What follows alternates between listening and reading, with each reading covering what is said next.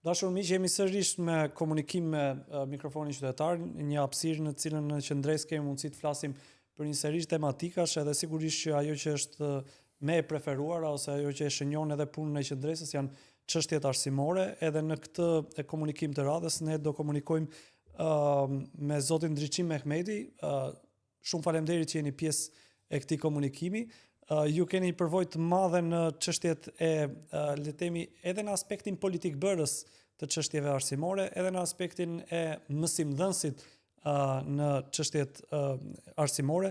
Le të themi e gjithë jeta juaj kam përshtypjen që sillet mbas çështjeve të arsimit. 30 vjet gati. Si ka nisur, si u lidhe me çështjet arsimore? Është një kënaqësi ta them gjithmonë që e kam nga mësuesja e historisë, ndjes pas Xhelia Korre, kisha dëshirë të bëhesha mësues.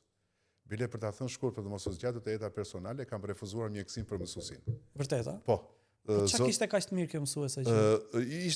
Ishte shumë e përgatitur, kishte një emocion kur fliste, një emocion shumë të madh kur fliste. Ishte shumë e dhënë pas faktit që nuk donte fakte, detaje, po donte çfarë u bë, çfarë ndodhi dhe thoshte ma thuaj me fjalët e tua, jo siç e ka libri. Që ishte rrallën çik prapë sistemi, që ishte receptivist. Në atë sistem dhe thoshte jo të gjitha gjërat janë kështu. Ne se kuptonim. Kur thoshte po jo të gjitha gjërat janë kështu dhe ne kuptonim sikur ishte shkruar të gabim në libër. Se ishte fëmijë, domethënë në klasë të 7 më ka dhënë mësim, klasën e 5, 6, 7 më ka dhënë mësim dhe më ka ngelur në mendje. Dhe unë u apasionova pas mësuesisë, ndose ndryshova rrugë në shkollën e mesme që ndoqja një shkollë profesionale, u riktheva në 92 për shkaqe që politike nuk jepeshi shkollat e tjera sepse kam pasur një problem për shkak të gjyshit të pushkatuar, dhe u riktheva dhe zoti Shej më ka thënë atëre zgjidh mjekësinë. Merre mjekësinë, jo, i thash histori. Dhe me atë gjuhën e prej Babaxhanit tha, po që më jau tha këtu lusin, paguajnë pare tha për mjekësi ti do histori. Dhe unë u futa në histori me këtë pasion. U bëra mësues pastaj në shkolla private, u bëra pedagog, doktor, jam profesor i asociuar.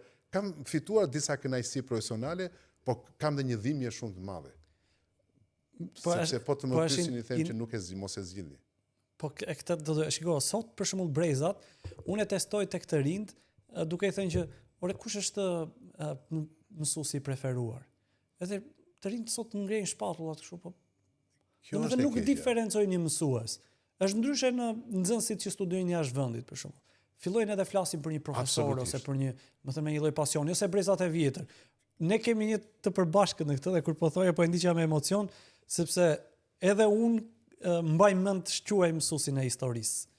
Edhe ishte pikërisht ky modeli që ju thatë, edhe si thua mua edhe sot më ka lënë një lloj gjurme për të ndjekur edhe për të hulumtuar te historia. Jashtëzakonisht, edhe mësueset kujdesare, për shembull kam pasur mbaj mend Jolanta Bitri, ishte një mësuese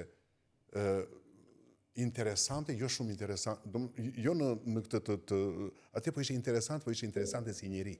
Domethënë na vinte në konvikt, sepse unë kam qenë në konvikt, na vinte na thoshte a keni nevojë për ujë të ngrohtë këtu, që ajo çfarë mund të na bënte ne. Por ndiqte klasën e vet kujdestari me një dashuri për te më mësis. A ndodh kjo tani? Jo, nuk ndodh.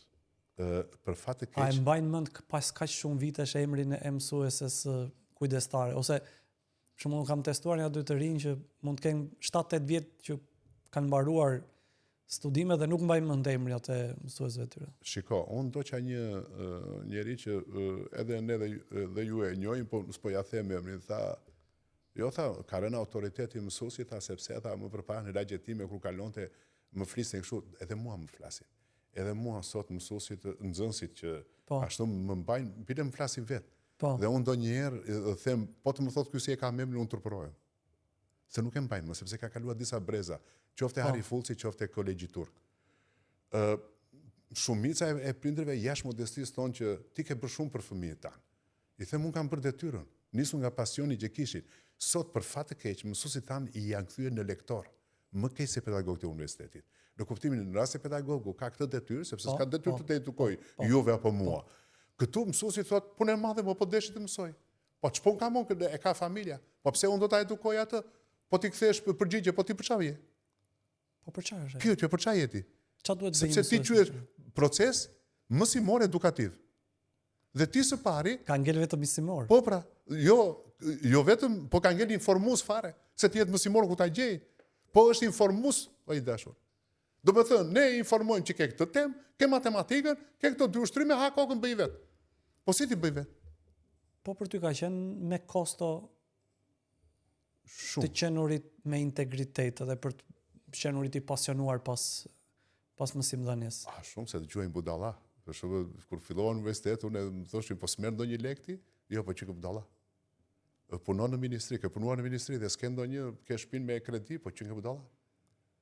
Po fëmijët ta kanë thënë? Jo, djali kam vetëm një djalë dhe se ndonjëherë pesha bëhet më e rëndë kur jo, djali më ka thënë këtë që më ka dhënë më shumë. Që ti jem realist, nuk e kam thënë, po e them këtu, nuk ka ndonjë gjë. Kur më pushona puna në 2013, djali fitoi një bursë në Abu Dhabi, në Emiratet e Bashkuara Arabe. Dhe shkoi me bursë të plot për shkenca kompjuterike. Mori 210 kredite dhe qeveria jonë ja njohu bachelor. Kjo qeveri që pret të vinë. 210 kredite. Ndërkohë që ne me sistemin e Bolonjës e kemi 180 kredite. 240, ndjes, 240. Dhe pra në vend të njëjtë masën, po kjo nuk ka rëndësi, se nuk dua ta bëj çështjen personale. Po i thash, ai ishte i prirur pasaj, do ndjek biznesin dhe kështu është futur. Me vështirësi, me kredi, po shpresoj t'ja dali, së bashku me miq që e kanë ngritur këtë biznesin. Dhe i thash, po pse s'djek rrugët akademike? Dhe më ktheu një përgjigje që më ka dhëmur gjithmonë. Tha, po pse të risi puna jote në majt divanit? Pra unë isha pushuar ku isha doktor shkencash. Kisha fituar doktoraturë në vitin 2009. Kisha marrë masën në 2004, që ishin të rrallë në atë kohë. Ishin të rrallë sepse kështu që sistemi, ose unë isha më i zgjuari. Dhe ky është dëmi që dhe kjo është dhëmja më e madhe. Që djalit thotë, punove po çfarë bëre? Po ti ke pasur në një moment dobësie kur për shumë, domethënë, edhe realitetin ta ka përballur, domethënë. Në këtë moment mendoje që këto gjëra nuk shkojnë kështu. Arsimi nuk është më mod. Po, kam menduar gjithmonë që nëse nuk e bëra unë, juve tjetri kush ta bëj? Si mund të dorëzoheshim ne? Në fund të fundi njerëzit do thonë që për çfarë luftove? Unë jam pedagog sot dhe jam i lumtur me punën që bëj. Jam shumë i lumtur. Por më dhëm shumë kur jo më larg se një javë më parë në Universitetin e Arteve, po e them hapur fare, se nuk ka ndonjë sekret, ju e dini që unë jam shumë i hapur në këtë. I thash, po çuna çfarë bëni? Ç'është kjo ndërtesë që ri akoma si në kohën në 70-ën. Këto xhama i kam pasur në kohën time. Pse s'ngriheni? Ju a them unë, profesor, tha njëri, se na kanë vrarë shpresën. Dhe unë këtu s'kisha shpisja më. Po, në një farë mënyrë. Pra, ju jeni marrë më shumë me universitetin, unë jam marrë më pak, se jam marrë me arsimin praustar. Po më thuaj mua, çfarë kanë në dorë studentët? Krahasuar me atë që thatë ju jashtë shtetit. Po djali im thoshe studentit të tunë të dhëmët në universitet. Po, absolutisht po. A e dini ju, për shumë, po të marrim, ndoshta i te i kaloj temat. E dini ju pse ka ikur një pedagog, më tha djali se po diskutonim shumë, tha ma, pastaj u kthye, tha babi ke shumë drejt, më tha ma, bën mirë tha që flet. Pse i thashë? Po të tregoj një histori, më tha ma, dhe po deshe tregoj në televizor.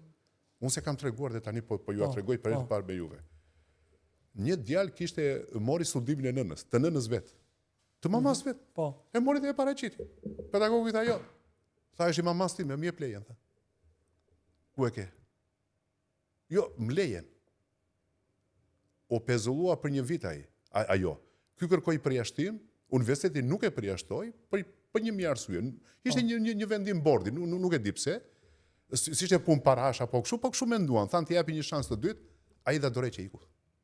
Pedagogu iku. I rëndoi vetë. Është jashtë të gjithë integritetit tim dhe profesionalizmit tim, urdhroni thë. Atje kishte pedagog që ishte nga Greqia, nga Italia, nga Zambia. Ata që ishin të zot. Veni, konkuronin, fitonin. Kishin shtëpi atje brenda kampusit. Kishin gjitha. Shtëpi sipas, pra ju ishit i martuar, kishit 2 fëmijë, do kishit 3 dhoma një kuzhinë. Aty. Dhe të thoshin që me qenë se janë fëmijët e ke afër parkut, që të ashtu dhe fëmijët. Pra të krijonte gjitha kushtet Dhe ai tha, jo, parat janë shumë të mira, pagesa shumë e lartë, për flasi për Emiratet e Bashkuara, ku nuk paguan një asnjë taks. Sepse i mbyrë thoshte më pëlqen shumë se aty s'paguan taksa. Siç janë gjithë të rinë. Është free zone, ju e dini. Atë dhe ai iku. Iku vetë për këtë babi, tha dhe mua më merdi çudi. Thash, këto kompromise, më pyeti dikush, shiko, tha, unë nuk po i them baban ti, po ka shumë pedagogë që janë pothuajse të varfër krahasimisht me këta, tha, dhe nuk bëjnë kompromise të tilla me studentët që të marrin lekë të marrin. Dhe dikush i tha, po pse, ndodh që të marrin lekë tha për provime? Djali u skuq sepse se dinte mentalitetin, i tha, edhe marrin. Pa ta janë kriminal të dijes, i tha. I doli nga shpirti. Po ç'a ndodhi si thua me elitën e këtij vendit që nuk e ka këtë lloj materiali? A ju a them unë hapur fare. Ose është shitur, ose është e korruptuar, ose është bler. Pra, unë kam nxjerr çmimin dhe ti më ke marr, më ke bler. Po. Ke thënë një pyetje sa e ka çmimin. Jam korruptuar, ose siç thot shpreha, kam ngrënë një lugë çorë të prishur dhe e vjell të rjetën. Pra kam marr thjesht një projekt. Kam marr diku një post që nuk më ka takuar. Kam marr dikë dhe kanë thënë ti je në borxh me neve. Dhe këtë borxh dhe paguan të rjetën. Është shumë interesante se sa përpak, se unë jam dakord që edhe kjo është eksaktësisht ajo që ti thua, po megjithatë unë mendoj që edhe kur një individ mund të shitet, unë nuk kuptoj vlerën kaq të ulët që mund ta ketë një profesor ose një elitar. Për shembull, ishte një rast kur unë po më tregonte se si nuk shkojnë problemet, dhe më tha, shiko, unë nuk reagoj dot, se nga që kam një problem me këmbën dhe këta nuk më bëjnë shamat që unë vonohem një gjysore. Dhe le të themi ai kishte shitur gjithë integritetin e vet dhe gjithë vokacionin e vet për 20 minuta vonesë në universitet. Dhe unë jam dakord që njeriu mund të shitet, po drejt që ta haj, duhet të ketë edhe një çik vlerë më të madhe, më kupton se. Shiko, si thoshte Nietzsche, varet nuk ka burr që nuk shitet, po varet se sa shitet. Problemi është që ne e kemi shitur veten lirë. Ne kemi shitur postin e deputetit.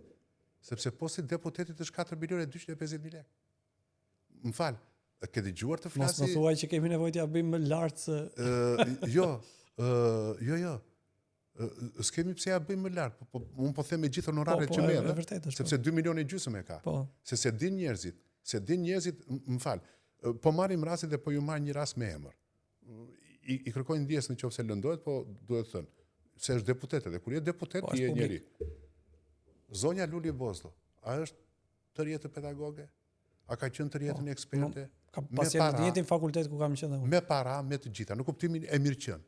Po si mund të thuash ti tek një televizion, te A2CNN që kemi qenë edhe unë dhe ju, dhe tha, po pse po vdesin pensionistët? Nuk po vdesin, tha. Se vërtet pensionistët nuk vdesin me këndvështrimin tuaj, sepse zonja Bozdo nuk e din pensionistët që deri në 2028-ën, në 10 shtator 2028 do marrë 1,5 milionë lekë. Po e vërtetë është. Që ka qenë deputete. Dhe kështu që s'ke pse vdesti, përkundrazi, ty të del edhe të tepron. Jo, por kjo është skandaloze, përgjithsisht politikanët tanë e humbi realitetin. Për shembull, ishte edhe ministrja që doli pak para ca ditësh dhe tha, si ka mundësi që 50% e shqiptarëve nuk kalojnë dot muaj. Nuk kalojnë dot muaj. Nuk e kuptonte dot se si. Juve keni rastin, ju thatë pse kaq lirë ushit, po marrim ministrin e arsimit, se ne jemi të arsimit edhe Juve ju dhëm për shumë gjëra xhanëm dhe mua më vjen keq që ne kemi qenë në disa kauza bashkë dhe më vjen keq ndonjëherë edhe emocionohem, vjen për të qartë që sinqerisht e them që njerëz të cilët nuk bashkohen në këtë kauzë në çfarë do bashkohen. Doli një shqiptar që kërkonte eshtat e të birit, që është ajo apo jo ADN-ja, që mund të ndodhi gabimisht në atë që u bë aksidenti në tren në Selanik. Dhe qëndroi dhe u mor parlamenti dhe doli njëna figurat e dyta pas Mitsotakis, ministri Dendias, dhe tha ministri i mbrojtjes qytetarëve, ore kaq të vështirë e keni ju, tha, të lëshoni një vendim gjykate? Nuk ndryrët e gjykatat, nuk janë si neve, por umblot parlamenti ama për atë njeri. Sot ju keni një nënqëri aty në Beograd dhe janë mira vetë që marrin gazin, sharjet, dhunën, të gjitha dhe rinë aty. Po si nuk doli një pas jush që ajo, si shte, Ajo vërtet ishte edhe për integritetin edhe për dinjitetin e fëmijës tënd, timin, të fëmijës time të gjithë. Po më shumë në protestën e fundit ne më shumë ishin gazetarë dhe kameraman se sa neve. Tani Çfarë ka ndodhur me këtë shoqëri? Mbase kemi humbur ne pak mënyrën për të komunikuar në mënyrë të drejtë. Po, e kemi humbur, po jo vetëm këtë. Po ne kemi humbur dhe sensin ku jetojmë. Kemi humbur. Jetojmë në një botë virtuale. Doli ministri i Arsimit dhe shkoi në akademi, tha, më vjen mirë, tha që po e nis me një aventurë të bukur, aventurë shkencore. Cila ishte? Kërkimi shkencor është aventurë shkencore. Dhe kush? Një ministre që ka qenë pedagoge, që ka qenë përkthyese, që nuk i takon. Zonja Kumbaro. Pra, thash, kam qef të flas me emra mbi emra. Zonja Kumbaro. Kush e devijoi dhe shkatroi protestën më të bukur që kishte të studentëve në 2018? Kush? Ju ka rënë goja ju duke thënë, më pak ti për universitetin. Dhe ai thot, fol, vazhdo ti thot. Jepi gri, sallat. Po, absolutisht. Dhe askush plet. Çfarë ka humbur shoqëria jon? Ka humbur këtë që ju thash unë. Ri murt, sepse kam dosjen, dua të bëjmë profesor doktor. Ose bëj zhurmë, që ti bëj presion ati ti them, të nxora bojën, ai thot, mos fol më në televizor, çfarë do? Dosjen, ta bëm vllai jot. Pse lodhesh thot? Kam punatën pa punë, kam djalin pa punë, kam gruan pa punë, kam nusen pa punë, dua të fut në këtë bord dhe marrin nga 100 borde dhe kur vjen puna, çfarë ndodh? Çfarë ndodh? E vërtet është. Çfarë ndodh? Kush nga ju ka qef që kush nga institucione ka qef të përballet me ju? Të bëj një tavolinë të rrumbullakët. Kush? Po, dhe kjo është edhe disi e çuditshme se në fund të ditës pas çdo analize studimit i bën disa rekomandime që nëse, domethënë, është një punë e bërgati, rekomandim është rekomandim. Disa individ janë thelluar dhe kanë bërë një lloj ekspertize dhe as nuk po të fyejnë, as nuk po të shajnë, po të japin mundësi që ti të performosh disi më mirë me punën që ti bën. Unë të ndihmoj dhe ti më thua se dua ndihmën tënde. Po. Unë të ofroj një mundësi dhe ti thua nuk e dua mundësinë tënde. Unë të jap të dhëna që ti nuk e mundësi ti njohësh dhe ti nuk i do këto të dhëna. Ne na është përballur gjithmonë dhe ne kemi bërë të udhës tani që lejmë një karige bosh. Edhe themi kjo është Ministria e Arsimit apo ky është institucioni që duhet vinde. Megjithatë un kam një pyetje e cila lidhet një çik më shumë edhe e shtrirë në kohë.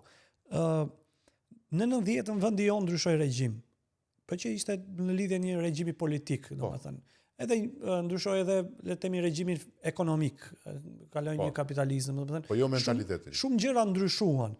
Megjithatë a patëm ne një lloj ndryshimi pa nëse këto sistemet politike dhe ekonomike ndryshuan, sistemet arsimore, edhe këtu futet e gjithë edhe infrastruktura dhe qasja dhe kurikula. A pati vendi jon mundësinë që të ndryshoj edhe mënyrën se si mësoj dhe çfarë mësonte? Pati mundësinë, po e shfrytëzoi le të themi në 30-40%, jo në 70-80%. Po ta kishte shfrytëzuar në 70-80% do ishin shumë mirë. E para, nuk ndërtoi një infrastrukturë e cila të jetë atill që nga Konispoli deri në Tropoj të jetë e njëjtë. Do thot, nuk mund të ketë shkolla sot me banka të prishura, që pikon, që ka zënë myk dhe dalin ujërat e zeza, se që këtu fillojmë ne, dhe që s'ka ujë të ngrohtë dhe të ftohet. Kjo është e para. S'kan tualete po. S'kan tualete, këtë po them. I kanë në baldush. Ka dalë një herë që s'kishte tualet, edhe veni mbrapa fjalë. Kjo është e para. Dhe kur ndërton këtë, së dyti, nuk ndërtuan dot meritokracinë, e politizuan mësuesin. Tajnë të themi hapur. Kush më shumë, kush më pak. Në të gjitha vitet. Kush më shumë, kush më pak. Kemi pas drejtor arsimi që ishin militant partie, u bën më keq. Dhe gjithmonë në statuse që ashtu thoshte edhe dikush dje, po në kohën tënde i thash koha është e shqiptarëve, s'është e imja më zotri. Për cilën kohë po flet. Unë nuk po flas për kohën. Po flas nëse kemi bërë një gabim në 2000-shin, pas 25 vitesh, ne nuk na takon më ta bëjmë atë gabim, se nuk kemi sa Kosova. Ju i dini shifrat që kemi ne. Ne nuk kemi as përqindjen e Kosovës, as të Malit të Zi për prodhimin e përgjithshëm bruto, përqindjen që harxojmë për arsimin. Nuk kemi shkolla të tilla që janë, unë kam vajtur në Kosovë, kam vajtur në Ferizaj, kanë vajtur në Pej, kanë vajtur në Istok, kanë vajtur në Mitrovic. Çka ka ndrysh atje? Ja ta them unë, çdo klas kishte projektor dhe kompjuter. Bile, si e kishte bigje, për të futi, thash, më fali, thash, do një kompjuter ta marrim? Jo, tha se është këtu kushti, thash. Jeta hapur drasës, se këte kemi për ata të matematikës e kështu. Dhe doli një televizor i madh që ishte me prekje, dhe kishte gjitha materiale, kishte dhe internet.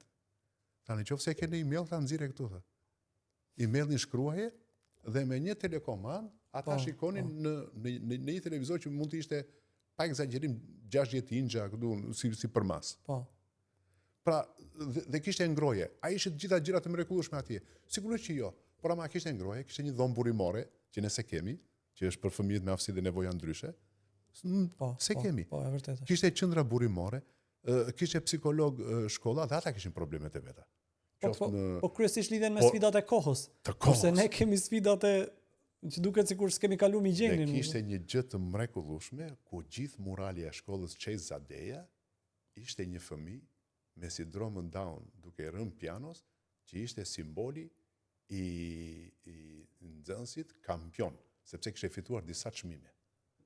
Dhe pas 10 ditësh ata më ftuan dhe unë isha pjesë, më ftuan në ekspozitë që kishin bërë për fëmijët me aftësi dhe nevoja ndryshe. Dhe ishte një mrekulli.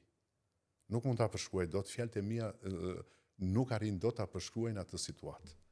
Mësues të lumtur, prindër të lumtur, ata dhe biznese që u blenin pikturat dhe ju a blenin jo për mëshirë, ju a blenin sepse këto investime kalonin për shkollë. Për këtë ke drejt, ne kemi disa kolegë që punojnë me sistemin arsimor që janë organizata si ne. Një prej tyre është Orka, drejtohet nga Ron Gjinovsi, tash është Dibrani, dhe sa herë kemi dashur të bëjmë bashkëpunime me njëri tjetrin, kemi parë që diferencat dhe sfidat midis Kosovës dhe Shqipërisë janë tjetër nivel. Dhe ne kemi shumë bazike, ndërkohë që ata le të themi kujdesen për gjëra që janë disi më të avancuar. Ata po punojnë për sfida evropiane. Dhe të vjen keq kjo se ti thua, ore ne jemi, domethënë flasim të njëjtin gjuhë, vim nga të njëjtat, le të themi, ata kanë sfida kanë pasur sfida shumë më të mëdha ekzistenciale se ne, ndërkohë që ne duhet të prodhonim dhe për ta në një farë mënyrë, sepse kushtetuta, ajo preambule e famshme na detyron. Ndërkohë që ne asnjë se kemi bërë. Prit një minutë, kemi 17 marrëveshje që se përmend kush. Dhe unë i them 17 marrëveshje, më thoni që kemi zbatuar. Një student i joni mund të shkojë dhe të rinë në Spanjë 3 muaj. Mund të shkojnë në Vjenë nga universiteti ku punojnë në Albanian University, kemi me atë bile rektorin e kemi Vjenes, erdhi nga Vjena. Rektor, par excellent.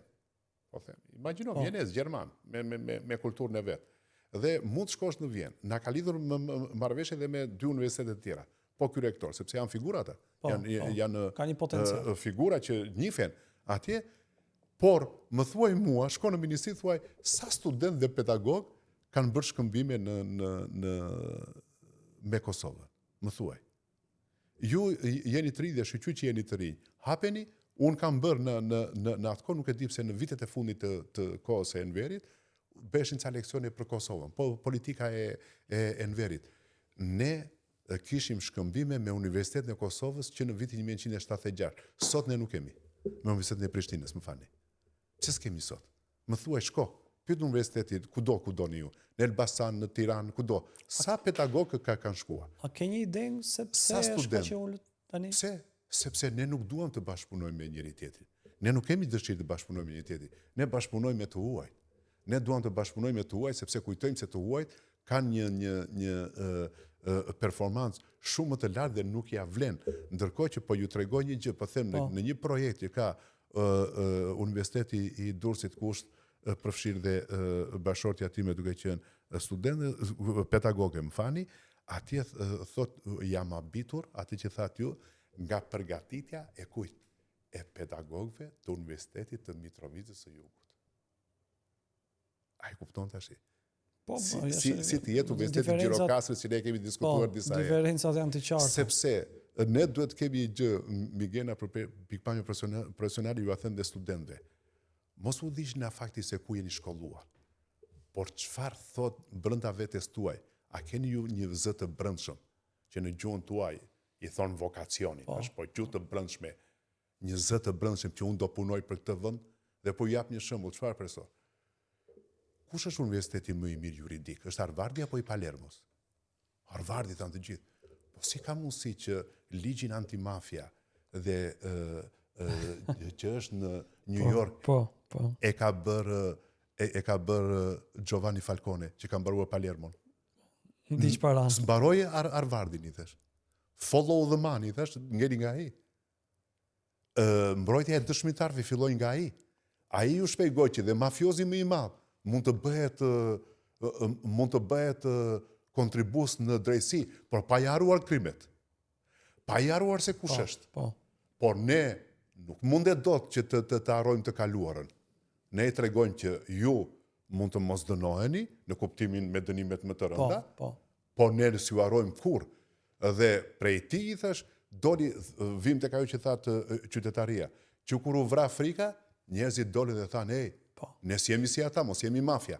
Dhe sot nuk guxon njeri, nuk guxon, po them në përgjithësi. Vuri një gur themeli. Vuri një gur të marrë themeli me vdekjen e tij. Popullsia dhe njerëzit fituan diçka. A kemi sot ne? Unë kam në shtëpi një libër të vjetër dhe po ju them vetëm dy paragrafe të Falcones. E pyeti gazetari, a ke frikë? Jo, tha, unë e di që do vdes, po jo nga Zoti, tha, nga dorë e njeriut. Por unë, atë që ju thash, unë s'jam Falcone, sigurisht. S'pretendoj të jem Falcone. Por unë do të bëj atë detyrë për cilin jam betuar. Pra nëse se bëm unë, ju, punë e mësuesi, kush ta bëj? Dhe nëse ne e delegjitimuam, duke thënë që shiko, më përpara ashtu, po tani mësuesin, jo, mësuesi ka autoritetin e vet. Nëse ti ka autoritet profesional, nëse ti ka autoritet njerëzor, pra ke integritet njerëzor, e të gjitha dil, por ne s'kemi parë një demonstratë të mësuesve. E çpresim ne se ne themi kjo është e habitshme. Protestë të mësuesve. A ke parë? Shiko, të tregoj një detaj shumë interesant. Para 2-3 vitesh, ti e ke parasysh kur bi i ftoti në vend, kur bi të bor, çdo vit ka emergjencë. Do bëjmë një javë pushim. Patjetër. Ose pora 2 pikashi. Ore kjo emergjenca mund të jetë vitin e parë dhe vitin e dytë, po nuk mundet që 15 vjet ty të biesh në emergjencë. Ajo është një gjë që ndodh gjithmonë. Mund të jetë në fal në Bulqiz e në Zapod të Kusit, po jo në Elbasan. Dhe përgjithsisht dimri unë e mbaj mend dhe veten, po të shikosh të shpihesh një kamerë në shkollat e vendit në dimër, janë gjithë kështu si astronaut, me xhupa, me xhaketa, me si një fush janë. Edhe bëm një protestë. Edhe tham, po vem te Ministria e Arsimit e po dorëzojmë ca në mënyrë kështu simbolike disa furnella. E mbajmë. Edhe fillovëm të shkruanim disa mësuesve që ishin ankuar, se edhe e pam dhe një protestë, nuk është se ishte një protestë modeste, është nëse ke ftohtë, thua ka ftohtë. Nëse nuk e se unë kisha mësim në qendër dhe erdha vonë edhe më erdhi keq u bashkova. Domethënë, një mësues i kaq i bindet të thonte që meqense ka ftohtë, ti thosh edhe ministres që ka ftohtë. Domethënë nuk porozonim as ministren, as qeverinë. Po e vënim në dieni thjesht.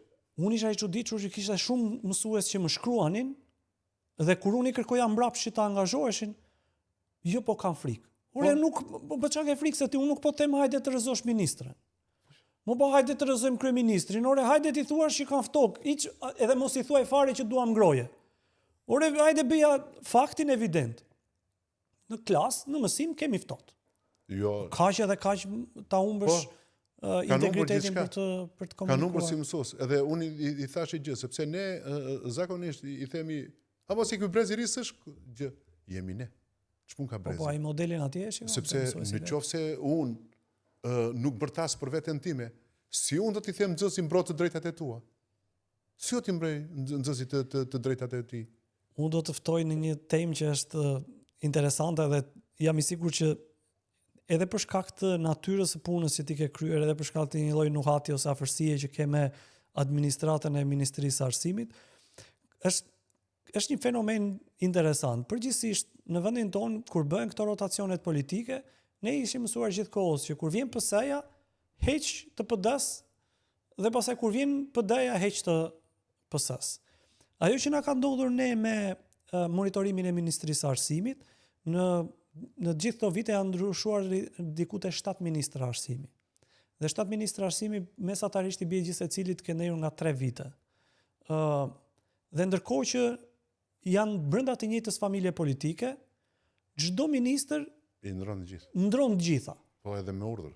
Dhe Ndërkohë që ne për shembull në këto ditët në këto kohët e fundit po numëronim se sa kur ministrja Manesterliu kishte ardhur nga shëndetësia në arsim, ndërkohë që po numëronim dhe po mbanim evidencë drejtorët e shëndetësisë që po bëheshin drejtor arsimi të gjithë. Tashmë që ka ardhur Ministria e Kulturës e Kumbaros që merr ministren, tani kanë filluar ministrat e mjedisit të bëhen drejtorët e mjedisit të bëhen drejtor të arsimit. Po, patjetër. Se duan njerëzit e vet. Si e komenton të gjithë këtë, si e shpjegon faktin që çdo ministër ndryshon stafin? Së pari ne Dhe kush staf mund të jetë i ndryshueshëm, se për fjala vjen unë mund të mirë kuptoj sekretarin e përgjithshëm të ministrisë, nuk e di domoshta. Që s'është ndryshuar. Që vetëm ai nuk Ai s'ndryshon. Ai s'ndryshon. Është një dhe është dhe një drejtor tjetër, ai s'ndryshojnë. Të tjerët ndryshojnë. Madje e kanë kështu i thonë jep dorëheqjen. Po si ka mundësi? Ditën që nuk jep dorëheqjen, ai të nxjerr një kronik në televizor. Që të intimidoj. Kështu ndodhi me Ministrinë e Arsimit. Po e pat në Top Channel doli një kronik. Atje që intimidoj një drejtoresh. Me njerë. S'do t'ja them mirë se kam frikë se do ta përndjekin. Se jam bërë dhe unë pak frikacak. Po ca gjëra të vërteta do t'i them. Ogerta Manaseliu ka dërguar një urdhër, një mesazh dhe tha ditën e shtunë e dua të pastërt të gjithë kabinetin. Zyrat e pastra të disinfektuara që ideja. Dhe shkon bën drejtoresh të ZVA-s, drejtoreshën e kujdesit, si quhet ai, operatori kujdesit shëndetësor. E bën drejtoresh. Sot aktualisht është drejtoresh e Drapit Tiranë, gjë e madhe, drejtoresh e Drapit. Madje më gjen, po ju them një gjë që është për qeshur, po për ta kuptuar publiku. Ajo po kishte mbledhur drejtorët edhe në drejtorët dhe po u fliste dhe tha, më fal, tha, pasi 10 minuta, se kush i tha, më fal drejtoresh, më fal, tha, harrova që jam dikaster tjetër. Do të thotë është 32 vjeç dhe i ka ngelur mendja dikaster. Prandaj ju thash kur thatë ju ndruat regjimin, ne nuk ndruam mentalitetin. Vazhdojmë se për parantezë, pse nuk është i guximshëm një i moshës së që ka lindur në 90-ën? Mirë unë që kam lindur shpejt dhe kam frikë. Po ju na kush keni frikë? Ju se keni parë frikën. Po nga se kam frikë? Se keni njohur frikën, sepse i mësuam që një gjë që nuk e merr me të drejtë, mos lufto bleje. Bleje. Pse o ta marrësh të drejtën? Dhe zonja Kumbaro që ka ardhur apo kushdo që ka ardhur në ministri, ka ardhur me idenë që unë e disinfektoj gjithë ministrinë dhe bie njerëzit më të mos e mëshur. disinfektoj se këta të tyret ja ju jap shembullin. Këta nuk po ndryshojnë partia. Sigurisht. Po ata që duan ata si ndryshojnë. Për shembull, ka këshilltar që janë të përjetshëm. Ka sekretar përgjithshëm që janë të përjetshëm. Sepse këta dinë disa gjëra si bëhen. Ose shumë gjëra si bëhen. Vim tek po ju jap një shembull, kur isha në ministri.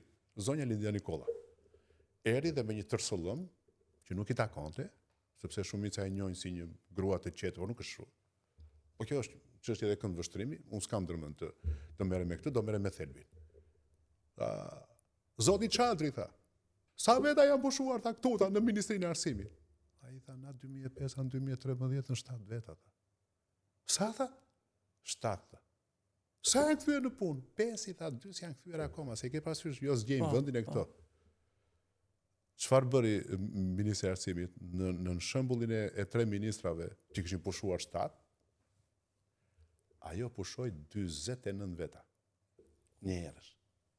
Dhe tha do ta shkurtoj Ministrinë e Arsimit, do ta bëjmë me më pak njerëz e këtu, dakor, deri këtu. Duke hequr specialist. Nuk është se u përfshiva on, po u përfshin shumë specialistë që ikën. Sepse ti duke hequr specialistët, se kjo është e keqja. Është ajo që thatë ju sekretari i përgjithshëm. Specialisti, përgjegjësi sektorit, drejtori janë kujtesa e atij institucioni. Janë memoria që din ku janë arkivat, di ku janë atje partnerët, reformat. Absolutisht. Ja shkoni ju problemet. Po ju them, shkojnë në ministri dhe bëj një pyetje. Më jep pak planin mësimor të vitit 2004. Jo larg, mos shko larg. Rrezik s'kan të 2020-s. Hapni ju Ministrinë e Arsimit, gjeni statistika? Hapni gjë statistika, më zotëri. Ore, ç'është kjo që s'ka statistika? Kujt i fshihesh ti? Kujt i fshihesh? Ne e dim sa është. Dhe për ta përfunduar këtë, kur unë vajta në 2017 në ministri, si këshilltar në qeverinë teknike, ju e mbani mend, e disa veta ishte Ministri i Arsimit. Sa? 134 veta. Ne e kishim 102 me gjithë personelin mbështetës, sanitar, roje dhe shofera. Këta kishin 134 punonjës puro, se këta duan nga 20 këshilltar që marrin rrogën, po mend s'të japin. Mend nuk të japin. Ne ishte interesante se duke thënë këtë ti për shembull ne kur I kemi kërkuar raportin psikolog nxënës, edhe pas 3 ankesash në komision s'të japin. Nuk të japin. Dhe kjo është një dhënë që nuk është se çaj ma sekret, po kam përshtypjen nuk është askush nuk di si ta gjej. E di cila është serioziteti I administratës tonë? Miguel, shkova dhe I çova një kërkesë, unë se kisha për të marrë ca lek. Pasi I kanë në Ministri I Arsimit. Kthehem prapë dhe doli njëra shikonte këtë andej. Shef më tha mua, a e bën prapë tha se kanë humbur këta kërkesën. Kishte humbur kërkesa. Shko kërko ti dosjet, thonë I kam humbur. Po mirë, bë një pyetje unë, që se ka investiguar kush. Çu bë me tabletat? Po. Ku vajtën 18 milion euro? Unë e kam thënë gjithmonë. Po. Zonja Nikola me gjithë e bëri. E dikush është interesante se dhe ne me njerë mbas pandemisë filluam ta investigonim si çështje. Ku është? Dhe 6.000 tableta. Pse nuk e morën se nxënësit duhet I mirnin në shtëpi dhe të bënin mësim. Po jo tha tabletët tha. Karikoheshin vetët e e sa kemi prizët tha e kam të lidhur. Domethënë, po. I vetmi arsye pse njeri mund të blej tablet është mobiliteti. Që ai ishte po, si laptopi, se çe duam. Po nëse e do të fiksuar atje merr kompjuter o zotëri. Kam pisin atje. Jo, po bilet thoshe kështu, zonja Shajina I kaloi deri atje në naiviteti. I saj se tha vetëm në atë shkollë mund të karikoheshin. Po pse çaj ishin këta kompjuterat e NASA-s? Dhe një tjetër migen që ka ikur nga vëmendja e njerëzve. Kush duken 800 numra amzash që u thanë të kristalit?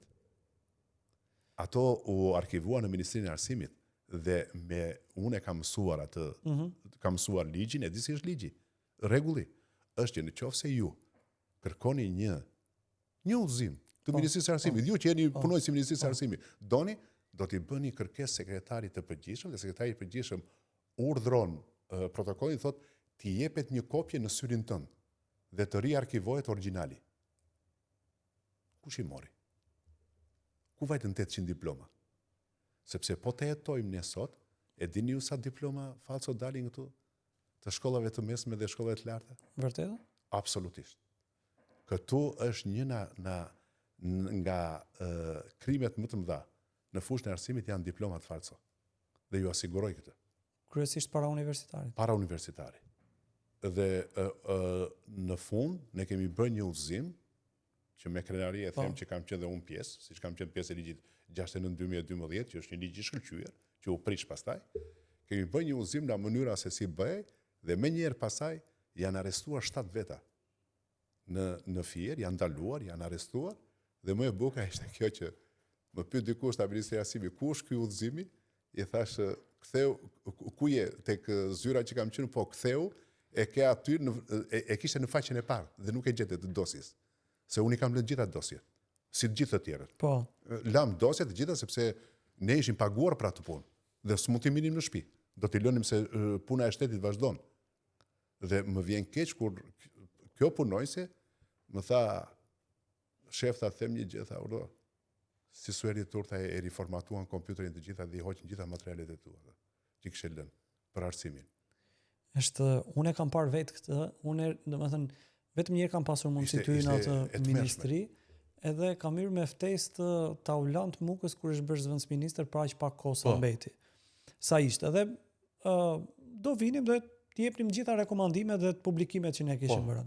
Dhe kur hym tek zyra e zëvendësministrit, zyra ishte e mobiluar bukur. Shumë. Po ndërkohë asnjë dosje.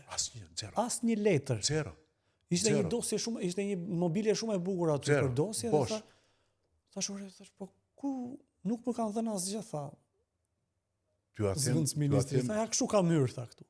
Javën e parë, e di çfarë bën Miguel, morën të gjitha altertekset dhe I hodhën sepse ne kishim ka një kopje të altertekseve, që ti duhet I ruaje, që kushdo që të vinte. kushdo që të ishte, i morën një odhën në kosh dhe hidhin ujë. I thash, pse i hidhin ujë? Tha që të mblidhen, mos të jenë kaba. Se kisha kuptuar këtë që pse i hidhesh i gjithë librat poshtë dhe ju kam thënë, në një farë mënyre më kanë bërë nder se 30% të bibliotekës personale në shtëpi e kam në ajo që mblodha shpejt sa dhe i futa në karton. Po libra filozofike, flas për Erik Fromm, flas për Nietzsche, flas për këto që i hodhën poshtë. I hodhën poshtë.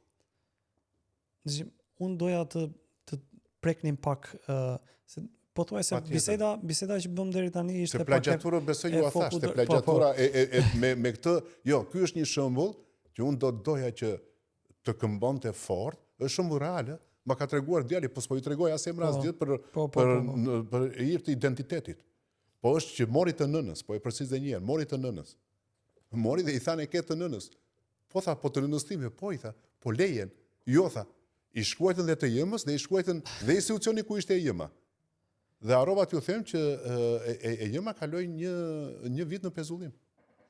Është interesante, këtu ne kemi një vit në pezullim. Rektorin e Universitetit Tiranës që pranoi që ka plagjatur dhe askush nuk e hetoi apo e kontrolloi që ore sa e ke bërë këtë plagjatur, domethënë e ke bërë aq sa të dëmtoj punimin shkencor, aq sa, po asnjëri nuk domethënë këto para se të bëri një pyetje a të them një gjë, kalon në rrugë për shkak ne jemi qytetarë të gjithë dhe jemi pothuajse në këtë lagje. Çfarë thot ai?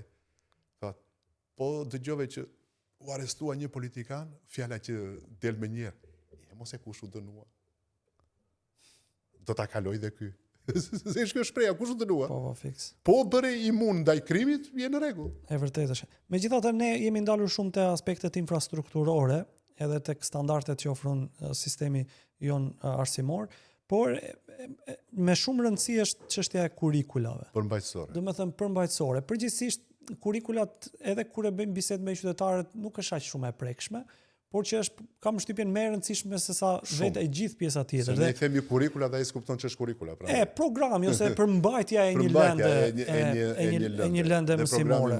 Dhe megjithse kjo duket si e largët, për ishte vërtetës kur jemi thelluar të kuptojmë ore nga vijnë këto kurrikulat që ne kemi, na tregohet që është një mix anglez, mix finlandez, anglosakson, domethënë kap një libër për kthe, kap një libër dhe për kthe, kap një libër dhe për kthe. Jo, shpjegojën që në fillimet e veta. Nëse më fani, nëse mos kjo ishte pyetja. Unë edhe këtu kam ngritur shqetësimin dhe publikisht i kam thënë, se nuk sfidoj njeri, kam thënë zonjës Nikola që është në shkelje të ligjit, që në atë kohë duhet të ashtu, sepse ligji thot zgjidhjen 3 alternativa. Këta e bën me paracaktim, siç bëhen tenderat. Dhe thanë, ju do mini nga shtëpia Pearson, Charles L. Pearson, se si e ka, Oxford dhe një shtëpi tjetër. Nuk më kujtoj, nuk dua të jem.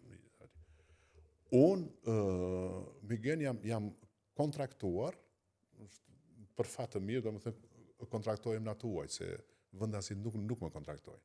Ndonse kam bërë aplikim për të qenë shumë. Po në këtë vend është e çuditshme që spaletat gjithmonë dhe medaljet i japin të huajt për kontribon për vendin. I kam me GOP-ën, që është një nga organizatat e Komisionit Evropian, i kam me ETF-n, ju e dini, European Trade Foundation në Torino, dhe me GIZ Albania. Pra që ju e dini kush është GIZ-i, kaq mjafton. Tani kam edhe trajnim me Kosovën, sot kam, që vazhdojnë në kuadër të OSBE-s. Këta tanës të marrin. Dhe bëra një analizë tekstesh, më thanë, na bën një analizë tekstesh, pasi fitova. Dhe ata u çuditën që ishin të huaj me mënyrën e konceptimit të teksteve tona. Gjeta tekste që janë marrë të vitit 2007. Është përkthyer teksti vitit 2007. Sot jemi në 2025. Pa e par fare as tekstin as kurrikul. Janë tekste që janë denigruese. Janë tekste që keq i formojnë fëmijën. Janë tekste të cilat nuk japin asnjë të dhënë për çështjen e mjedisit, sepse kur diskutuam i thash, ore, o zotrinj, do marrim biologjinë nga jashtë. Biologjia do flasi për flutrat tona apo për flutrat e Kanadas dhe të Anglisë. Kjo është e para. Për pemët që kemi në qytet ne, apo që ka Absolutisht. Britania. Dhe vim te kjo që shpesh kur vini nga jashtë, unë prandaj thash kur vin nga jashtë nuk kam ndonjë kur vin ata të kenë ndonjë ndjenjë inferioriteti. Se kështu thon, ka nga jashtë. E pyeta një, tha kam mbaruar në La Sapienza, shumë mirë. Mrekulli fare. Atë bëj një pyetje po. Çfarë ti për ligjin e arsimit shqiptar tash? Një pyetje. Me çka armistit të arsimit? Ka në La Sapienza.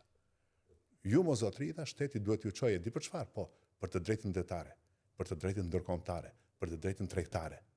Që të kemi, se ne sot kemi çështjen e detit dhe s'kemi një jurist tonin. Një jurist.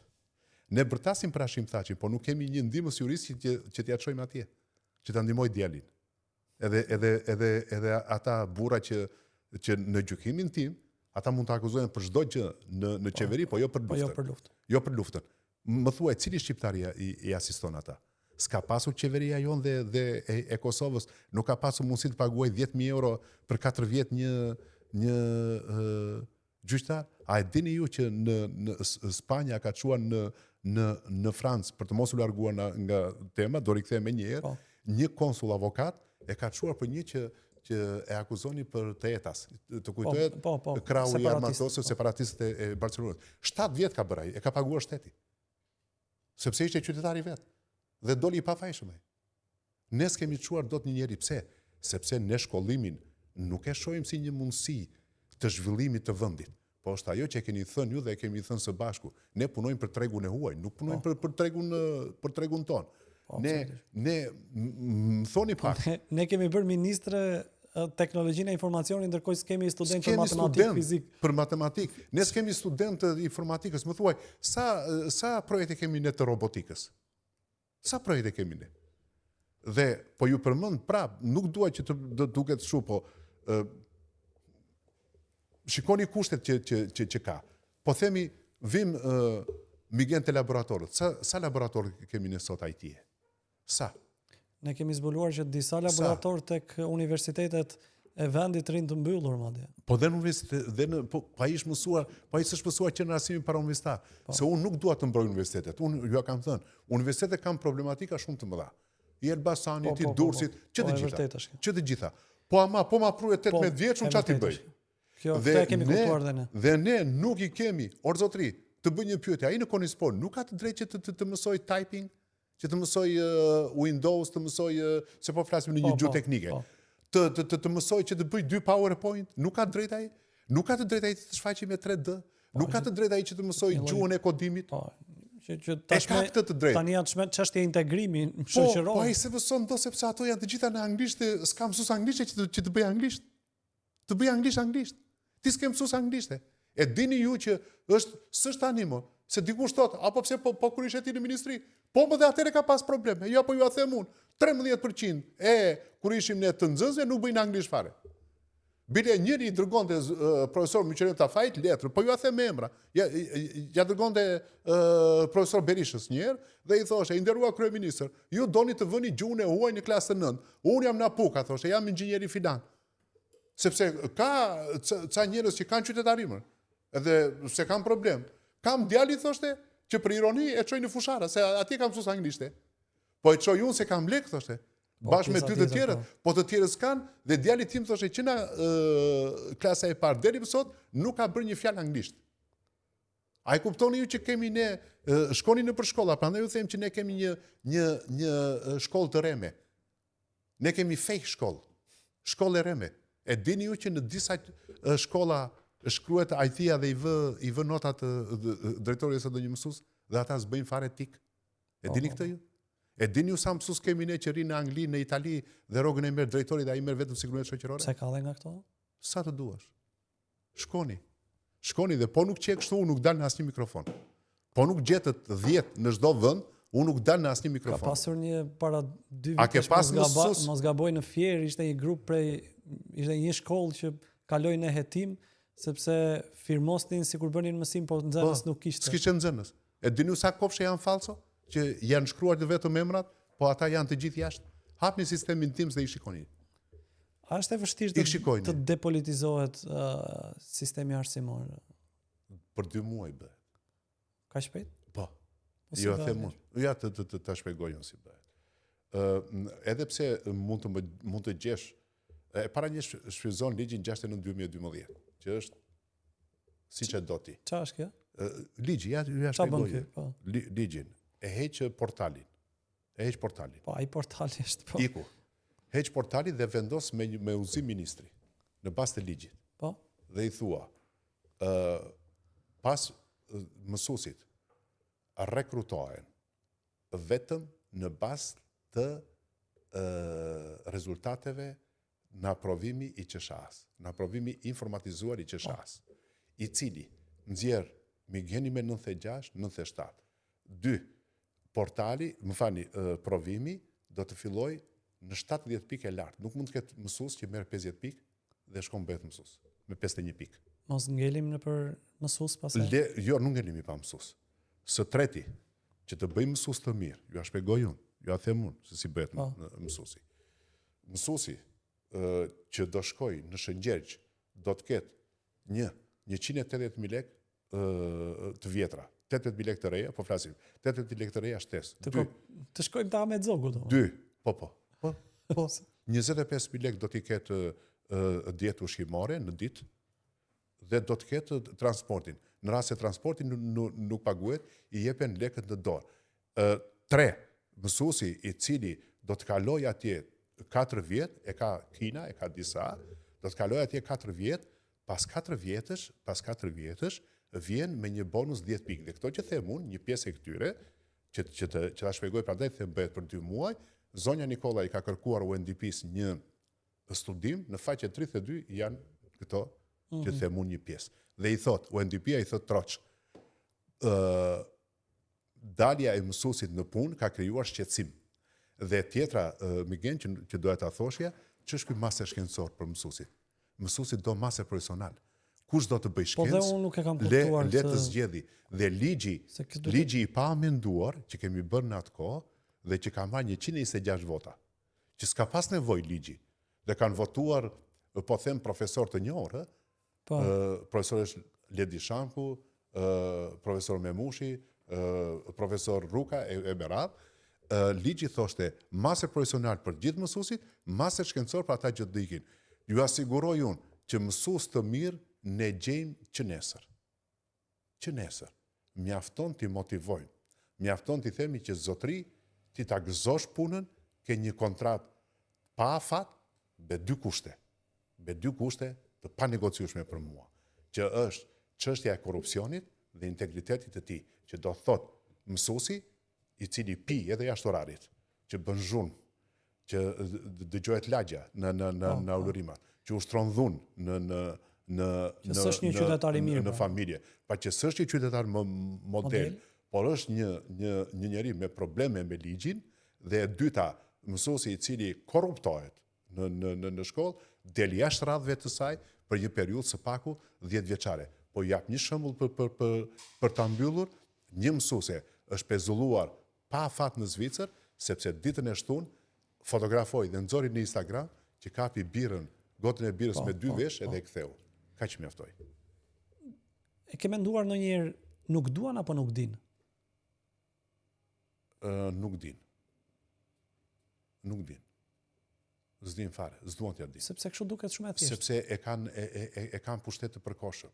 Më thuaj kush ministër e qartë. Kush ministër bëri? Po i them kur ishte zoti ju e kuptoni shumë mirë që gjitha këto janë çështje politik bërjes. Po. Edhe politik bërja bëhet nga politika. Po. Ju vetë jeni të zhgënjur nga politika? Shumë. Sidomos nga ata që duhet të bënin të kundërt e këtyre që janë në pushtet. Ju i keni dhënë një kontribut shumë të madh edhe opozitës në formulimin e opozitës. Jam shumë i zhgënjur. Kam qenë i zhgënjur në faktin që nuk hodhi në gjykatë kushtetuese ligjin e arsimit të lartë. Jam shumë i zhgënjur që nuk e hap fare çështjen e arsimit të lartë. Jam shumë i zhgënjur që kur punoja në Komisionin e Edukimit, ngrita një çështje jo thjesht patriotike, parimore. E dini ju se këta se din. Dhe besoj se dhe ju se dini, sepse është bërë gati marrëveshje sekret. E dini ju se kush është marrëveshja për Kolegjin Evropian të Tiranës, që e kryeson zonja Mogherini dhe këta rinë drejt të gjithë, dhe që votuan 99 deputet? 1. Ata nuk do t'i paguajnë asnjë taksë shtetit shqiptar. Do t'i marrin lekë të thata. 2. Ata kanë të drejtë të shfrytëzojnë çdo ndërtesë pa qera shtetërore. Çdo ndërtesë. Po si që nuk e bërë. Kur tu teket. Po jo, po ja thot marrëveshja. Ja thot marrëveshja. Ne nuk kemi të drejtë të shohim çfarë doganojnë. Dhe më e rrezikshme është një gjë tjetër. Miguel. Janë dy gjëra që janë shumë të rrezikshme, po kjo dhe mund është e rrezikshme. Shteti, qeveria do ndorhyj që procesi i licencimit të jetë i përshpejtuar. Si është i përshpejtuar për procesi i licencimit dhe akreditimit? Ai ka afatet e veta.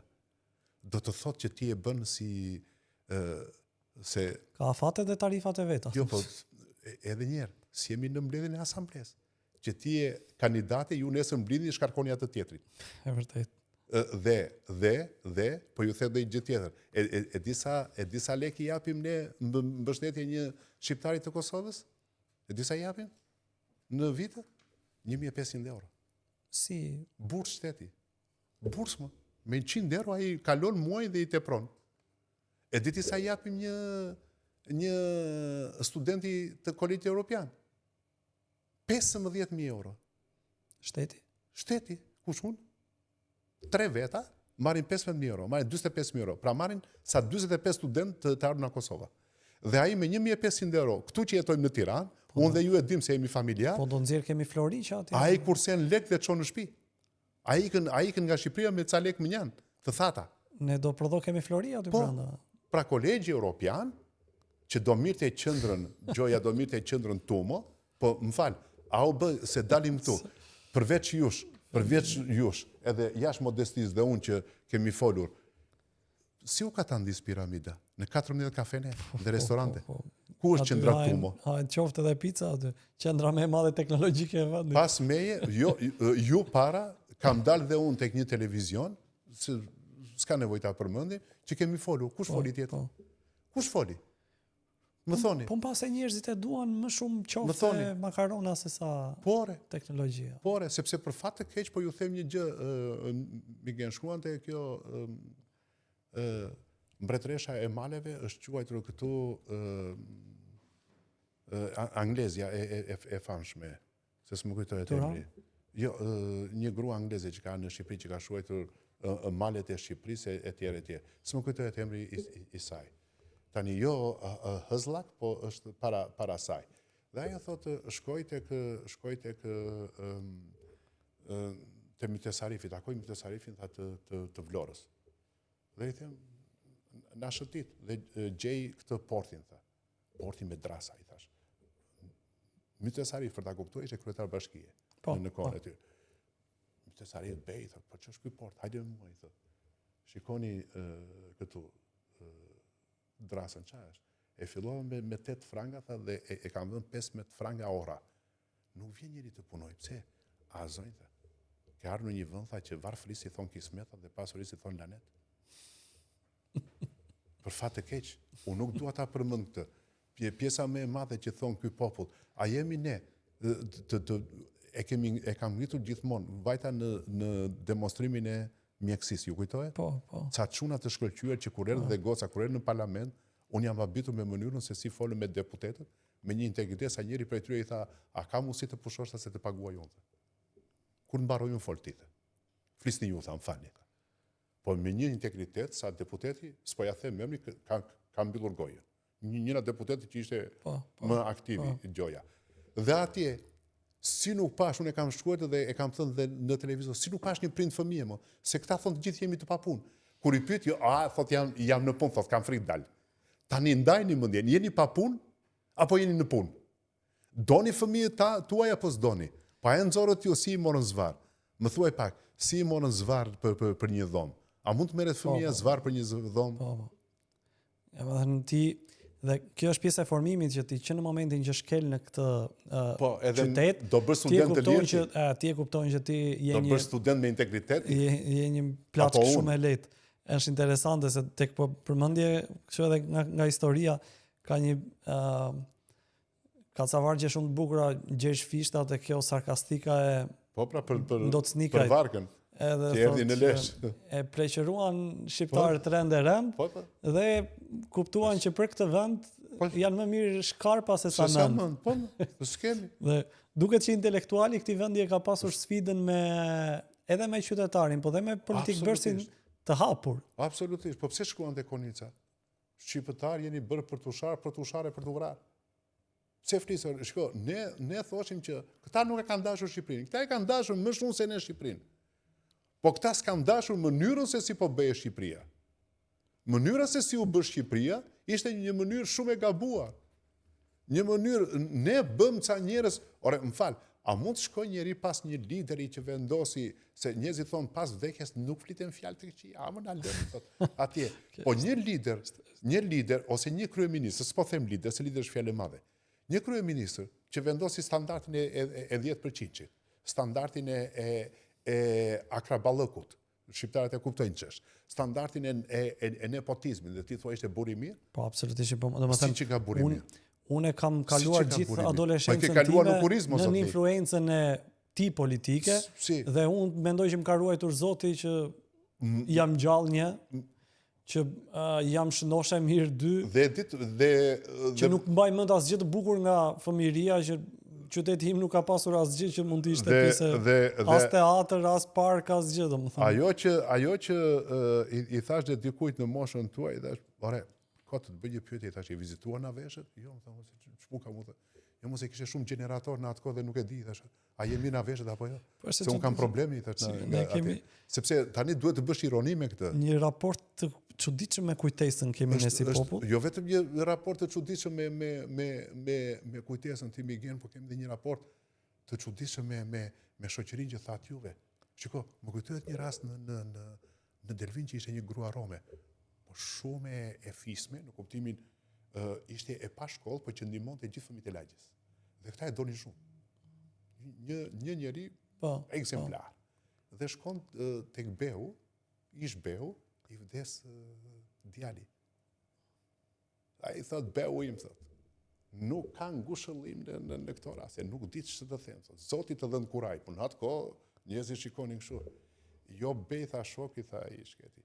Ziadim Bej, tha, vathit e ka rënë, tha, po veshit e ka ngelur, tha. Dhe është një shprehje, ajo mund ta ketë dëgjuar diku tjetër, po është një shprehje që ruaj një farë qytetarie. Këtu ne na ka humbur qytetaria. Këtu na ka humbur qytetaria, më nderuar. Kjo është çështja. Pra unë vi tek zyrat tuaja dhe shoh këtu që këtu ka vetëm mjet e pune. Po të vit dikush, ore thot, nuk keni ndonjë kasafortë që mbani lekët? Sepse ata kujtojnë se ju jeni një shoqat që grumbulloni lekët, stivosni lekët, mini ca fonde dhe s'keni si i ndani tani. Kjo është sfidë për shoqërinë civile, po edhe për shkak të shoqërisë civile. Dhe për shkak të shoqërisë civile, sepse shoqëria civile jo të gjithë kanë qenë, domethënë, e dim kush është. Ti do mbartësh edhe barën që të ka lënë ish kryetari i bashkisë, që është ende kryetar bashkie, që erdhi nga shoqëria civile dhe shumë tjerë kanë shpëtuar. Po dhe ata që janë deputet sot dhe kanë dalë gjojë nga shoqëria civile. Absolutisht, sepse kjo është, ose kanë dalë nga universitete, prandaj ju thash, ne kemi një grup pedagogësh që janë, ju më thatë, a je i zhgënjyer nga politika? Jam i zhgënjyer sepse, shiko, kur të godet kundërshtari në aspektin politik, se jo, se nuk më ka kërcënuar njeri që të them. Po, sigurisht në aspektin politik, po. Nuk kam ndonjë problem. Po kur ai që ti mendon se je i afërt dhe dëshiron, jo thjesht se është një djath, unë mund të isha bërë dhe me të majtën, nuk ka rëndësi. Po sepse është detyrim qytetar të ofrojmë arsime të mirë. Shiko, pse ikën? Pse e gati të ikësh? Ne e pam Talis. Talis që këta mburen, nuk japin atë shifrën që diskutuan bashkë. Mësuesit 35 deri në 48, pse duan të ikin, të ndrojnë? Se ti ikën për 3 gjëra. Ikën për infrastrukturë, mjedis të mirë dhe ajër, ikën për arsim për shëndetësi, që quhen shërbime, dhe quhen cilësi jete. Në fund, futet e cilësia e jetës. Dhe ne duan të sigurojmë qytetarëve një cilësi jete më të mirë. Nuk i tha ju babai, apo njeri, Migen do merresh me këtë gjë, e zgjodhe vetë rrugën. Ti e gjen vetë rrugën e tregut në pas të shkollimit tënë. Edhe i mbir, edhe bijt dhe bijat e tjerë që janë të shkëlqyer për mua. Nuk kemi rini të keqe ne. Ne jemi ne të këqinj. I kemi orientuar ne keq ata. Ne kemi një rini të shkëlqyer, të mrekullueshme, po duam, por nuk po e trajtojmë. Duam ta çojmë jashtë shtetit, sepse kemi frikën, ju a kam thënë dikujt, kemi frikën e pleqërisë tonë. Kemi frikën se do gjelim me pensionin, themi, do na japin ndonjë gjë djali dhe vajza. se kot si kemi. Dhe unë këtë kam inat. Do me thënë, këtë kam... Gjithmonë për pak. Sigurisht, këtë kam brengun. Kam breng që një opozit mirëfilli duhet ta fillonte një javë të tërë përveç diellës me arsimin. Ku po e çojmë arsimin? Po, absolutisht. Me atë duhet të fillonte. Dhe keni për të parë ju kur të bëhet buxheti, sa veta do t'ju thrasin në komision.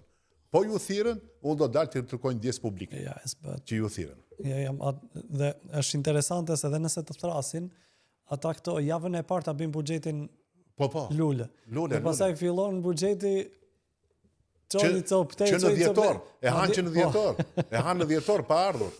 Në fakt, ne kemi ardhur në minutat e fundit, po unë me gjithë të ftuarit, i vendos përpara 5 fotografive të cilët ata kanë lirin për të komentuar në atë që është impresioni i parë. Edhe e para që unë kam zgjedhur është një fotografi që kjo është një dhimbje e madhe. Kam përshtypjen që për ty është pak më afër se sa unë nga Pogradeci. Është një brengje e madhe kjo, por unë i kam thënë gjithë kur shoh këtë foto, u them një fjalë. Lum ata që ikën, mirë ata që mbetën. Po megjithatë po vazhdojmë po ikin. Ose sepse këta që po ikin për ta përfunduar, më mirë t'i qaj mallin se sa hallin. Pse? Këtu është hall të jetosh. Është hall se ti je student zgjen dhomë. Ti je i sëmur zgjen dhomë. Ti je i sëmur nuk gjen dhomë, nuk gjen ilaçe. A e thatë vetë juve? A mi merr taksat e çdo muaj, po pse më thotë që këtë muaj s'ka ilaç? Si t'ja bëjmë? Këtë muaj s'ka ilaç. Unë e dua çdo ditë ilaç, ti më thua s'ka ilaç këtë muaj. Po kur është ilaçi? Ç'është ilaçi? Po dhe në hall e kemi atë. Se ilaçi tender është? S'është tender ilaçi. Nëse kemi qef, hall e kemi. Kështu që këta i kanë shpëtuar hallet. Ja, t'ju them për arsimin. Ta lidh me arsimin? Migjen që thatë po ikin? Ta lidh me arsimin me këta? Po ju them një gjë. Po diskutoni me studentët. Apo se jashtë nuk është ndonjë gjë e madhe, më tha njëri, profesor, se shumë ta apo ashtu. O qua një vajzë e martuar. E pa unë zakonisht i them vajza, që të gjithave. Dëgjota se nuk do t'i bëj qef impresorit, as më një, dhe ble, s'po ju them dhe emrin impresorit, se ishin shumë. Që mos duket sikur, po ashtu. Më shikoni mua, tha, unë vajta në salon, me 2 fëmijë. Me 2 fëmijë. Shkova paraqitet e kopshi. Po ja them shumë shkurtimisht. I thash kështu tha, po si e sinqert, tha, ishte tamam zonjë.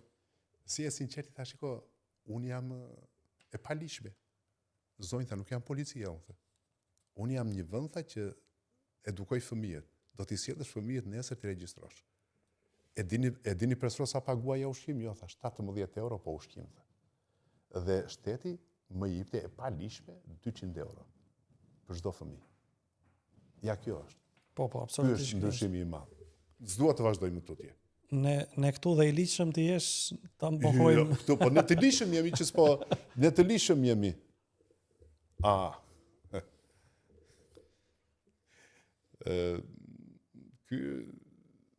Kjo është këtu dramatike, pse? Shoh këtu disa ministra, një që e kam pas studente dhe një që e kam pas kryesekretaret e fakultetit. Ca janë në burg, ca kanë dalë në burg. Më pasur bë pedagoge dhe shoh të tjerët që si shtat ju janë në burg, shoh profesor që janë, shoh njerëz si që është kryetari i parlamentit të sotëm, profesor si profesor Cani, që s'pranuan të firmosi dhe ikën, kryetari i parlamentit i cili për isë të vërtetës, një mësuese në Koshta ishte një nga nxënësit e mi më të mirë. Dhe kam respekt shumë të madh. Po tani se ditha. Mos më ngasmo birtha se ne mësuesit nuk themi fjalë të këqija për nxënësit. Ky ishte komendi tim në këtë rast. Interesante. Dje kam pas një bisedë dhe kam thënë që ky burr këtu ka shkruar 26 për tekstet. Ka shkruar 28 faqe kundërshtime për ligjin e vitit 1924 që u bën në vitin 1926. Dhe mes të tjerave migjen për tekstet. Jo vetëm kritika, ai ka bërë vizionin e vet për. Jo kritika, jo. Ai ka bërë nene. Ka bërë nene, një pjesë e neneve u futën. Edhe ju them një gjë që duke ndjekur në lozhën e parlamentit, i than Ahmet Zokut, është e vërtet, është e shkruar. I than Ahmet Bey, i tha njeri zbrit poshtë, ku të zbresat tek akademikët, rrisja mirë këtu. Dhe ky ka thënë një shprehje të famshme, sepse ishte në ligj dhe pastaj u hoq. Thoshe që mund të marrim, por nuk e kishte taksative, mund të marrim libra nga jashtë, tekste shkollore. Kush mendon, thoshe, që marrim tekste nga jashtë, unë besoj se ata arsyetojnë inglizce, amerikance ose francuske, pra për franceze. Pra, dhe me kaq e mblute dhe thoshte, nëse nuk e ndërtuam tani shkollën e hartimit të teksteve, të hartuesve të teksteve, s'kemi për ta bërë kurrë. Dhe e mbyllte. Edhe prisë të vërtetës, aq me pateritë sa sistemi jon arsimor mbetet sot, është për shkak të një kontributi të jashtëzakonshëm që absolutisht. Një pjesë e brezit ose plejadës së Atë Gjergj Fishtës kanë kontribuar për çështjen arsimore. Shiko, konica që musliman ju e dini. Po. Që musliman. Dhe shkojnë në kolegjin franceskan, kur i thoshin Faik Bey, ti je figurë në të folur, në përdorimin e jo vetë gjuhës shqipe, thoshte. I tha, boll mos më mburni mua, tha. Shkoni te Patër Gjergj Fishta dhe mbuni kolegjin franceskan. Kolegji mi ka mësuar, tha. Edhe të shkruaj mi latinisht, edhe greqishten, edhe anglisht, edhe frëngjishten, por mbi të gjitha tha, mos të harroj shqipen. Pra kjo që kontributi i tij që për fat të keq ne u zum se kush kishte pronësinë e shtëpisë. Na kaloi kaq vite kush ishte pronësia e shtëpisë, siç po bëjmë me shtëpinë e Frashëllive dhe të patriarkut socialist Dritora Gollit që është vetëm karabina. Është vërtet.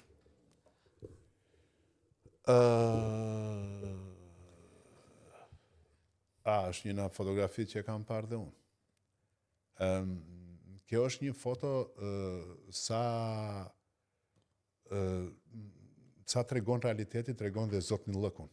Pra po të shikoni me kujdes këtu mësuesit janë me papion. Mësuesit nuk vjen me tu.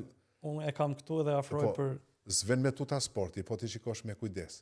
Ose janë me një këmish të mbërthyer deri këtu. Asa imja nuk e kanë zbërthyer. Deri këtu pse? Se është ai që ju thash modeli. Dhe ata ku janë? Janë anash, nuk janë në qendër. Në qendër janë nxënësit. Në qendër janë nxënësit. Pra po të shikosh të gjitha fotot, unë kam fotot e normale, dhe disa foto. Të gjithë mësuesit janë anash. Dhe bile mezi dallohen, ti vëna një shigjet që të dallohen. Po ta shikosh ose ju vini nga një numër me vëmendje. Kam lexuar një thoshte mund të akuzoni sa të doni Enes Koliçin si ministër fashist. Padyshim thoshte, secili nga historinë ka të drejtën. Por ama thoshte, kur ne na shtypte Jugosllavi dhe këto në 40-ën, ai solli 200 mësues. Dhe hapi 280 shkolla në Kosovë. Po ju them një gjë, kishte shpesh një Dervinjot që ishte çam me mbiemër Dalani fliste për Kosovën. I thash unë, Xhaxhi Dilaveri, thash, po pse e ke kaq Kosovën? Jo, më tha, mu e kam nga gjyshi im, tha, se na Konispoli e më ruan, tha, mësues në Prizren, tha. Dhe ai tha, kishte përshtypjet më të mira, tha. Kam punuar 2 vjet, tha, e mbante shteti me qira, tha, dhe me atë rrogë që mori, tha, për 2 vjet e gjysmë, riparoi shtëpinë 2 katëshe, tha, në Konispol. Pra, çfarë tregon kjo? Tregon se çfarë rëndësie jepet arsimit sot. Sot një mësues nuk mund marrë dot kredi. S'mund marrë dot kredi, mos s'përmbush kushtin financiar. Se e kemi me 3.000 euro metër katrori. Po. Shikoni fletat jashtë zyrave tuaja, sa janë. Ne kemi qarkulluar. Dhe e fundit?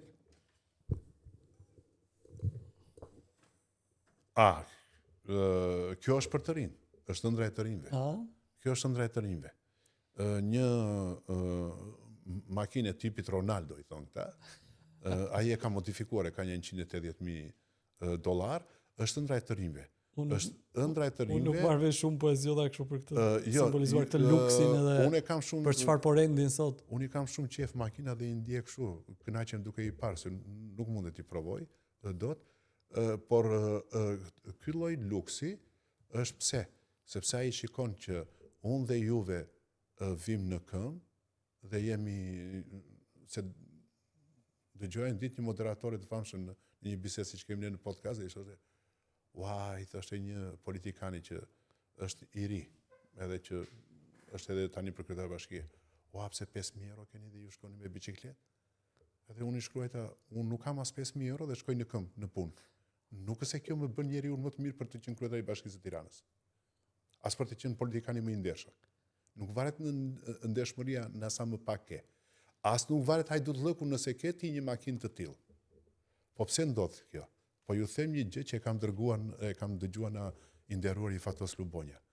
Thoshte që zoti Lubonja thoshte një djalë thoshte për të shpjeguar se ku janë ndryshime, thoshte një djalë i ndërtuesit të dytë në rajonin e Italisë që jetoj unë, shëtiste me një makinë, 1-2 ndaluan karabinierët, ndalun çikit. Sa vjeç jeti thot 20. Dokumentat e makinës. E kuptova tha ai, po më përpara tha minin çik këtë ç'është, një akt notarial tha që babai ma ka dhuruar kur bëra 20 vjeç makinën, se unë e di tha që me të ardhurat që kam unë se përballoj dot. E pan ata, më fal. Ke drejt, jo tha, shumë mirë keni bërë punën tuaj. Pra ai e shikon. Ne shikojmë poshtë pallatit ton çfarë makinash parkojnë. Po asnjëri si thotë që ku je mo zotri, si e ke gjetur.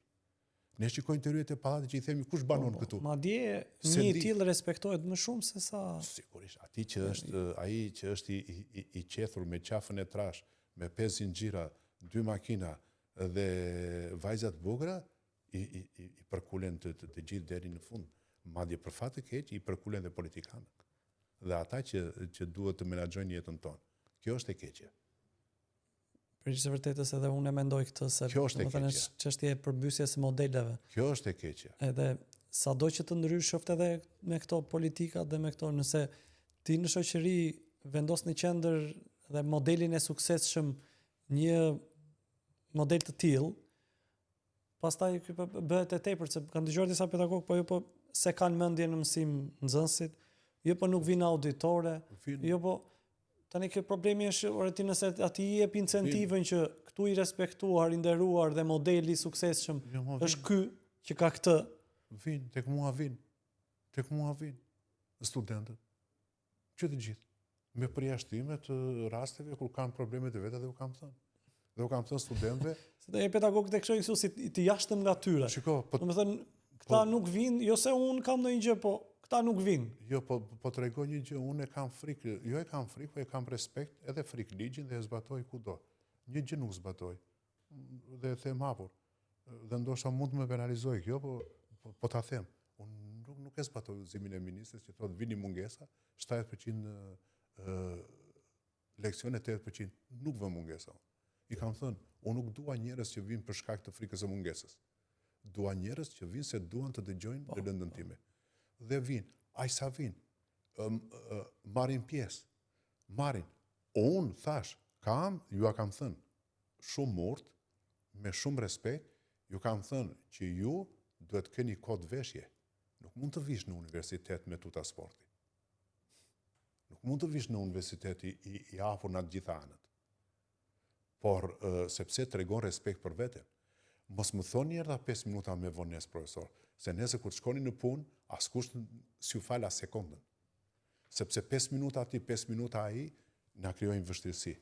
Sepse mësohemi pastaj dhe atë fëmijë në kopësht, ne e çojmë në nën dhe i themi jep një copë buke. Që ajo edukatori aty jap një copë buke, duhet të lë 30 të tjerë apo 20 të tjerë. Ti thoni rini ju atje, se unë do merrem gjysmore me këtë dhe unë mbet gjysmore nga programi që mund të marrin të gjithë. Po nuk mësuam të gjithë që të bëjmë detyrat tona. Migen, ti bijem shkurt. Ora ka vend tjetër që thot po e shtyjmë afatin. Po si u shtyj kanë afatet kur ti nuk u shpjegon pse nuk u zbatuan këto afate? Po e shtyjmë dhe një herë afatin. Çfarë afati po shtyn? Afati është afat, më. Ose thua që unë kam pa afat. Pse thua po shtyjmë afatin? A ka vend i cili pretendon që ne jemi në epokën e diellës dhe ndërkohë i thua dhe 70 vjeçarve shkonin nxin një ca certifikata, kur ata s'kan shkollimin e dur, s'kan aksesin e dur, s'kan qasjen e dur, dhe së fundi për t'ju thënë, unë vina vënde të vogla si juve. Po na hoqet shkollën, po na hoqet spitali, po na hoqet gjykatën. Çfarë ngelet atje?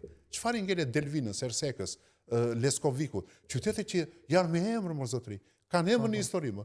Nuk kanë ardhur nga hiçi, më. S'kan qenë garnizoni ushtarake, më. Dhe u bën qytet. S'kan qenë baza ushtarake, më.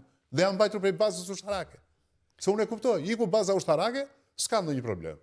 Apo në jemi njëra, apo kështu Por që hapi industria. qytet që kanë pas artist, qytet që kanë pasur tregti, qytet që kanë pasur tregti me jashtë, jo tregti, po tregti me jashtë. Qytetet që kanë nxjerrë personalitete me 3-4 gjuhë të huaja. Qytetet që kanë pasur shkolla me 2 gjuhë të huaja. A ka qenë në greqisht? Dakor, në greqisht e turqisht ka qenë, se kështu ka qenë koha. Po kanë qenë ama. Sigurisht po. Po kanë qenë ama. Si mund t'i thuash tani ti fshati humbur Leskovikut, ku diun, Kolonjës, Delvinës, apo të them Pogradecit, janë me emra më. Është qyteti i Lazgushit më. Është qyteti i Namik Delvinës dhe Sulejman Delvinës, kryeministit të parë shqiptar, është i Afsa Leskovikut, Erseka është e Petroninit. Ç'flisni më, ku jeni? Ku po jetojmë neve? Si mundet ti që të mbure sot shkollën e Drenovës, që do bënden 100 vjetorin, e diti që ne kemi mbyllur? A e ditë ti? Shkolla e Drenovës është ndërtuar në 1920 me fondin e emigrantëve amerikanë dhe u mbyll në 2018. S'bëri dot 100 vjetorin. S'ka vënë dorë shteti atje. Vetëm ka riparuar. Si që kanë bërë ata emigrantët, me oborin e madh me të gjitha. I shikojeni. Kur të jepet rasti shiko. Është për të qarë atje. Shkolla e Azdrenit, e fshatit e Azdrenit. Se pyetja është, nuk mund të mbajmë dot shkolla, po pyetja ime se më tha njëri, ku po diskutonim me Radio Korçën.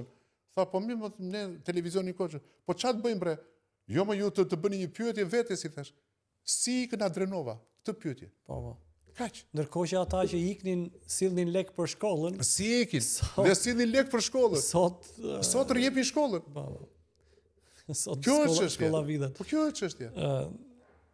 Dëshim shumë faleminderit për këtë bashkëbisedim.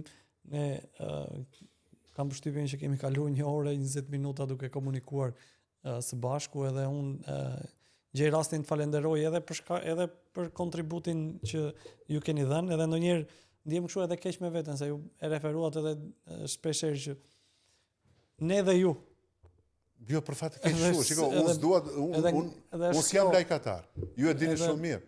Unë i kam gjërat hapur, dhe unë dhe ju mund të kemi debatet tona. S'është koha tani që them dhe kundërshtit tona.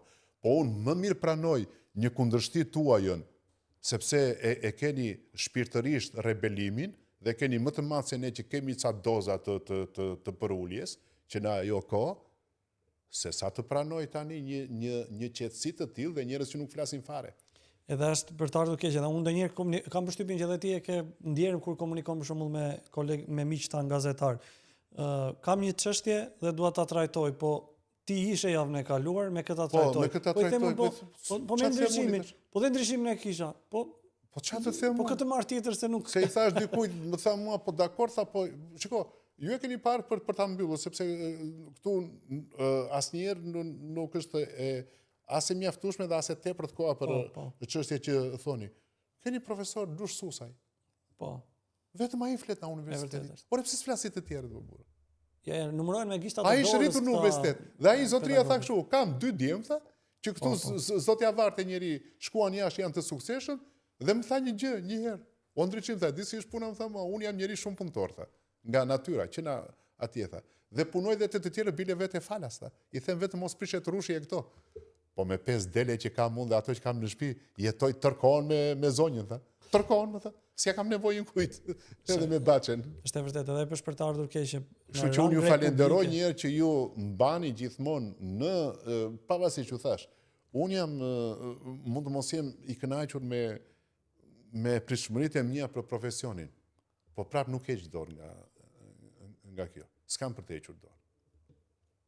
Është dëshira time të jap më shumë kontribut, po nuk është dëshira atyre, prandaj ju thash jam i zgënjur. S'është pala tjetër që s'ka dëshirë dhe unë s'kam që i bëj, me zorë se bëj. Ne për fat të keq që kemi ndërtuar këtë shoqëri ku përpara kalit vendosim deven, edhe është e vështirë të performohesh edhe të treqësh. Kjo është dhe situata është e tillë. Ne do bëjmë atë që është e mundur. A varet nga dora jon? Nuk varet. Por ama unë i kam thënë dhe studentëve, tha njëri profesor, tha po pse e bën? Për një gjë për ta mbyllur. Ndoshta mendojnë që kjo është mbyllja më e mirë. Sepse ju nesër mund të më kapni nga xhaketa dhe thoni, po mine që se dini. Po ju që gjoja jeni me një barmend, pse s'na paralajmëruat?